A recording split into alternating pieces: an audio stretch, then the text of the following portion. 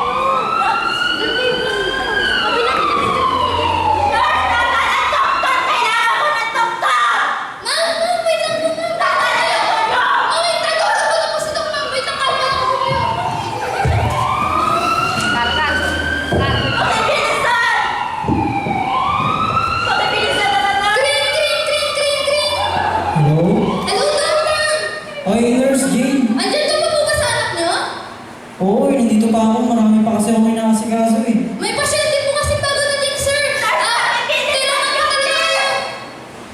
Jane, pasensya ka na kasi kailangan pa ako ng anak ko dito eh. Sir, isang pasyente lang to. Kailangan po talaga kayo. Kailangan niyo pumunta. Ganun ba? Sige, pakisabi na lang sa pasyente 5 minuto. Punta na ako dyan. Sige, sige po, sige po. Ma'am, wait lang po.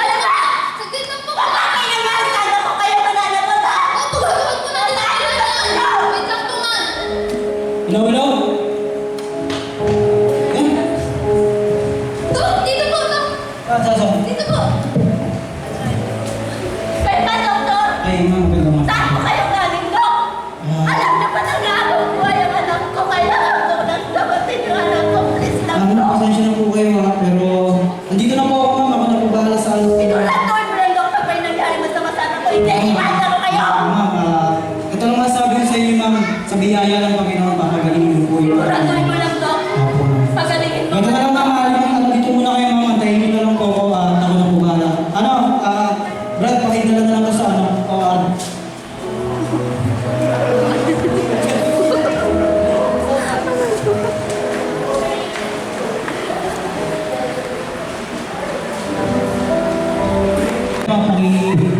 Patan dyan. Lipat mo yung camera. Dapat dito kayo sa labas. Jay, paki-check yung BP. Okay, okay lang. Okay ba naman yung mga niya, no? Sugar ka, no?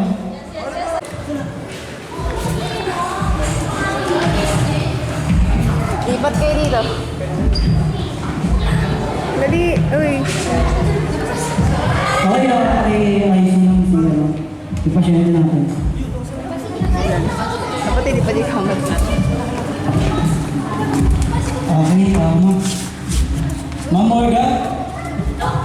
Ma'am, okay ma'am. Ibang balita po dahil yung anak niyo po ay naoperahan po namin ng maayos at magiging mabuti na po yung kanyang kalagayan. Siguro po ma'am, mga 1 linggo po, pwede niyo na po siya may uwi sa inyong bahay ma'am.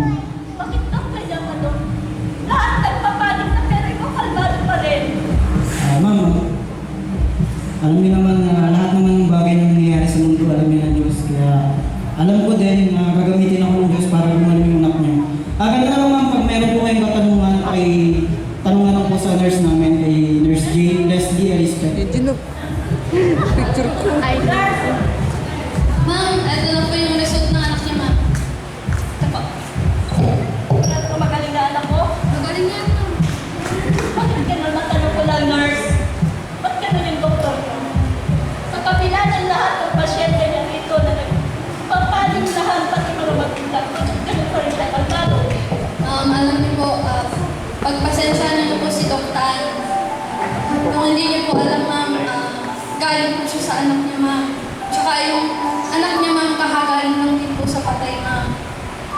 Yung anak niya, ma'am, na-disgrasya po siya dahil sa car accident, ma'am. Bali, nung tinawagan ko siya, ma'am, nandun siya sa burol ng anak niya.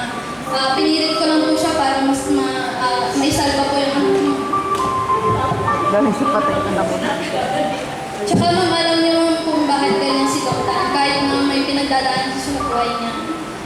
Alam niya kasi na sa buhay niya kasama niya yung Panginoon. Kaya kung ako sa inyo, ma'am, huwag tayo masyadong maikli ang pasensya sa mga bagay-bagay. Kasi, tingnan niyo, ang swerte niyo nga kasi mas inuna niya pa yung anak niya. Alam niyo ba kailangan siya ng anak niya? Tsaka alam niyo, ma'am, tingin ko, itong nangyari sa inyo ngayon, ang Panginoon ang may gusto nito. Siguro gusto niya na makilala mo siya. Kaya kung ako sa iyo, ma'am, tanggapin niyo yung Panginoon sa buhay niyo. Panagpalatayaan niyo siya, pagpasalamatan niyo siya, ma'am, kasi niligtas niyo yung anak niyo.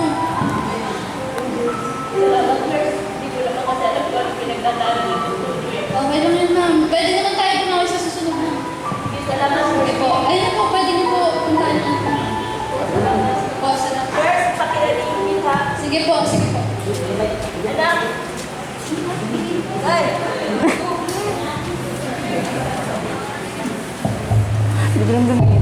Kumusta ka na, anak? Ha? Ano masakit sa'yo? Okay na po ako, Nay. Jenny, picture. Oo nga pala, Nay. Di ako nakapunta sa birthday ng kaibigan ko. Yung kinikwento ko lagi sa'yo ni Nay na anak ni, sino nga yan? Si Doc Tan.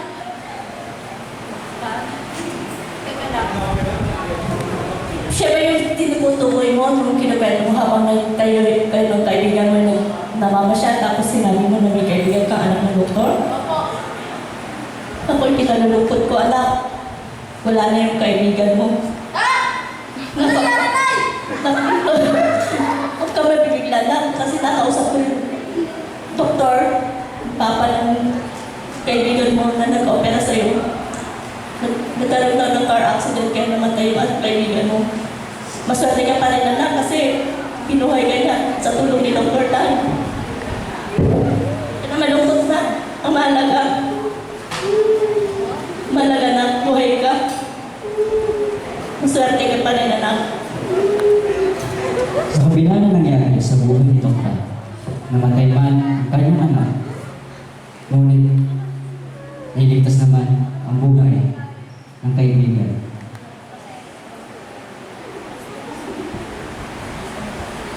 Sa buhay natin, maaari tayong mawalan ng pag-asa. Pero sabi nga ng Proverbs chapter 3 verse 5, trust in the Lord with all thine heart, and lean not unto thy own understanding. Tumiwala ka sa Panginoon ng buong puso, at huwag kang manalig sa iyong sarili. Paunawa sa pinakita ni Dr. At kailangan po marami pong salamat. 5 minutes break po tayo.